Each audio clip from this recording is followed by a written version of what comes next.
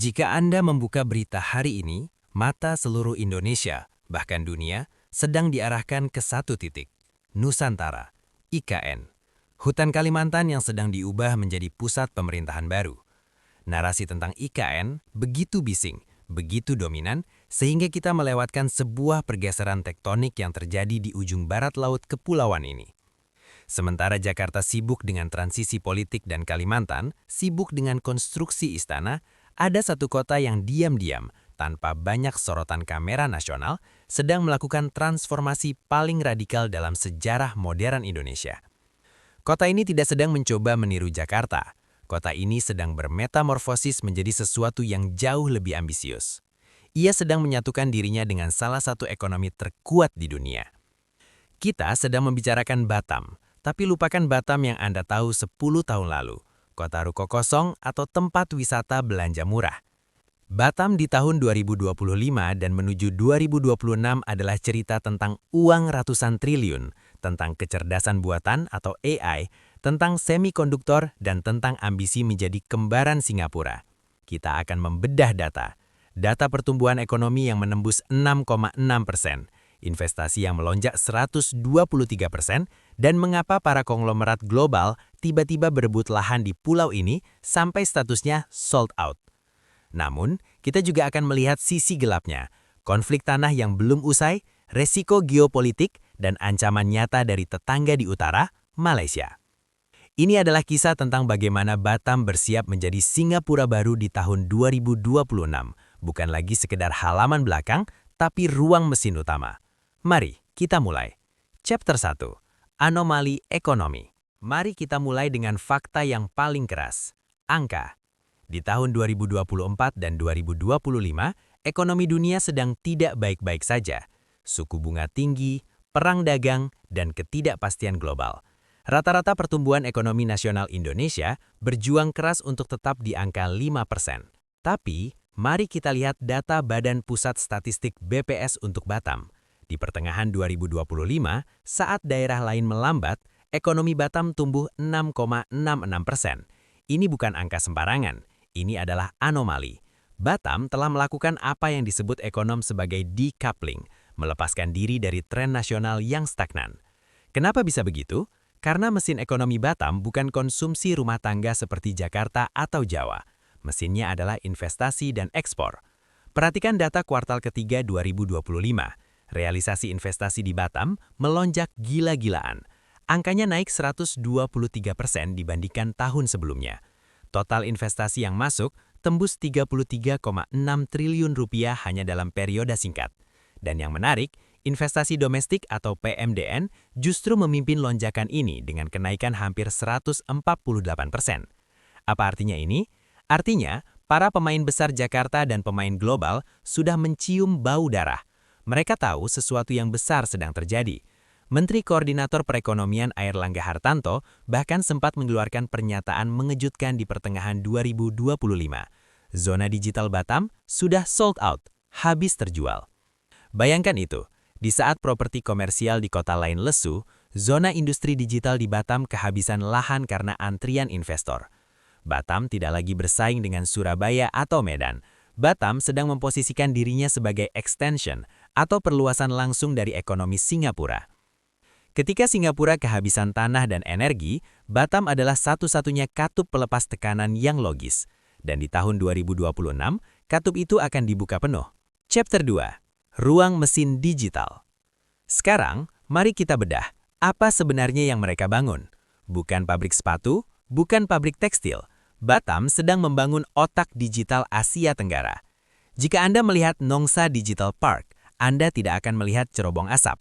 Anda akan melihat gedung-gedung kotak besar yang dingin berdengung 24 jam dijaga ketat. Itu adalah data center. Singapura selama tahunan adalah raja data center di Asia, tapi mereka punya masalah besar.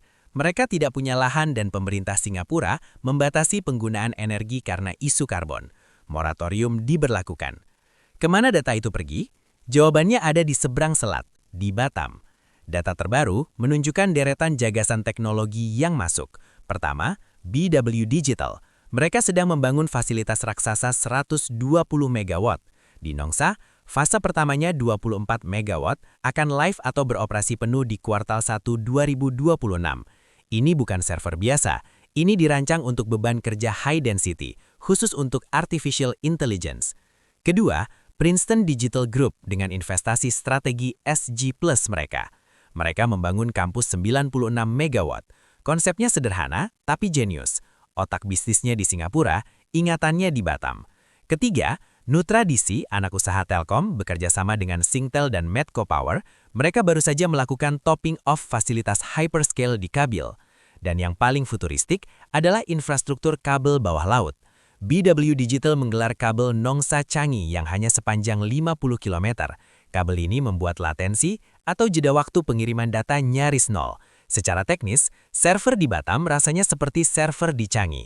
Jadi, ketika kita bicara Singapura baru di tahun 2026, kita bicara tentang integrasi digital tanpa batas. Batam menjadi hard drive eksternal bagi Singapura.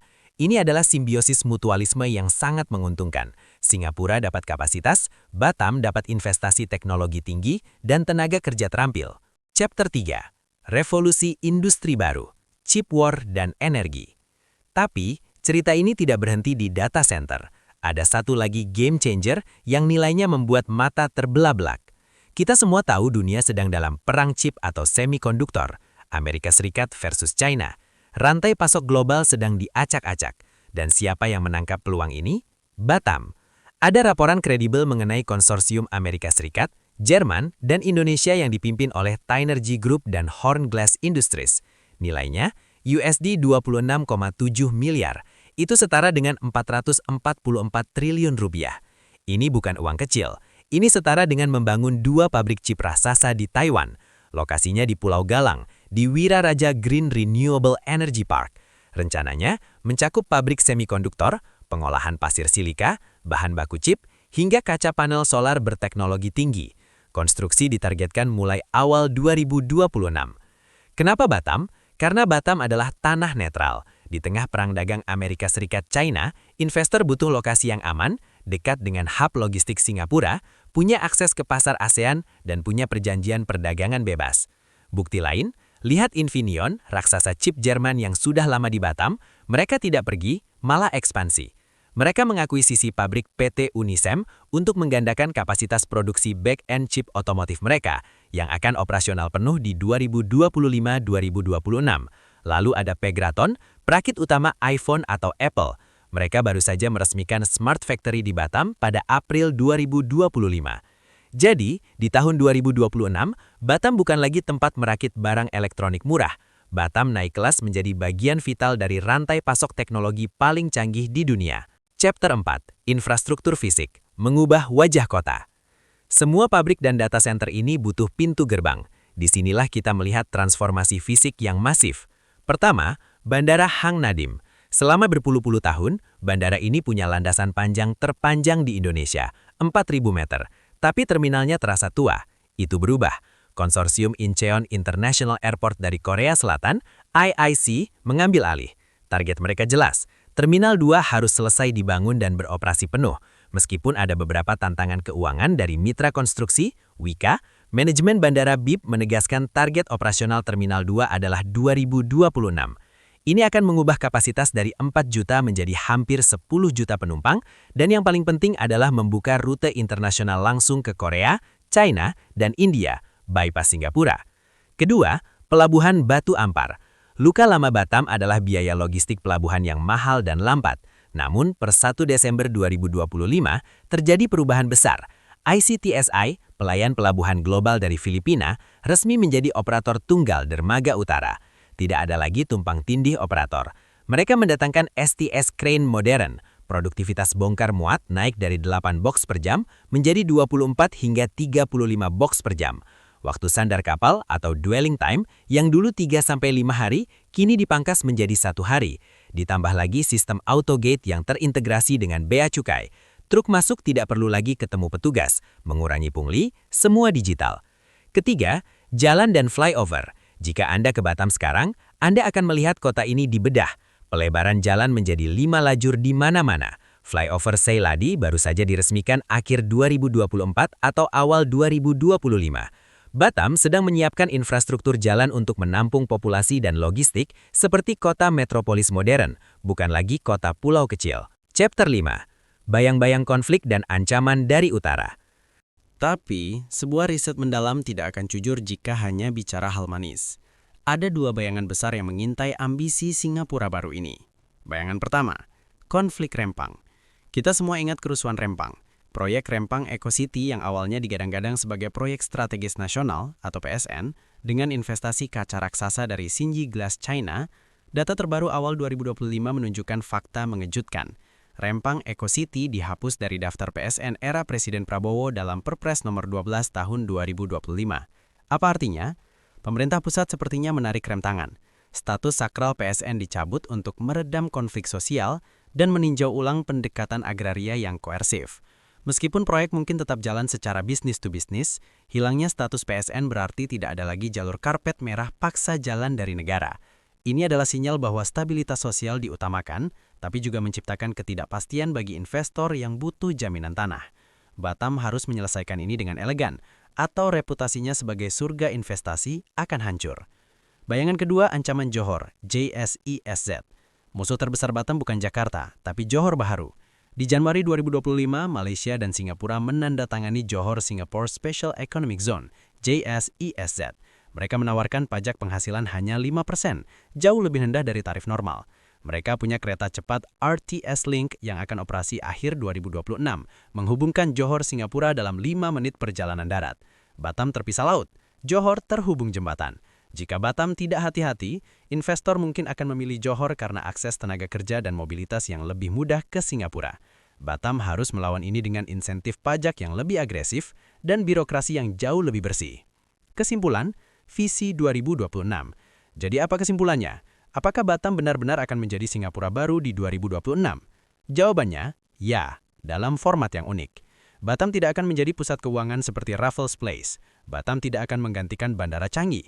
Tapi Batam di tahun 2026 akan menjadi ruang mesin, gudang data, dan pabrik canggih bagi Singapura. Sebuah Twin City, di mana Singapura adalah kantor depannya, dan Batam adalah kantor belakangnya yang bertenaga tinggi. Data pertumbuhan 6,66%, investasi 33 triliun rupiah, dan infrastruktur digital yang masif adalah bukti tak terbantahkan. Batam sedang booming. Namun keberhasilan visi ini di tahun 2026 bergantung pada satu hal, kepercayaan. Kepercayaan bahwa konflik seperti Rempang bisa diselesaikan dengan manusiawi, kepercayaan bahwa hukum properti bagi orang asing benar-benar aman, dan kepercayaan bahwa birokrasi di pelabuhan benar-benar bersih dari inefisiensi. Batam bukan lagi sekadar kota transit, ia adalah masa depan ekonomi Indonesia yang terintegrasi dengan dunia, dan di 2026 kota ini mungkin akan membuat Jakarta merasa tertinggal. Terima kasih telah menyimak pembahasan sederhana ini. Like jika suka, komen sesuka hati dan share dengan rasa bangga dan harapan. Subscribe untuk mendapatkan info terbaru, and see you.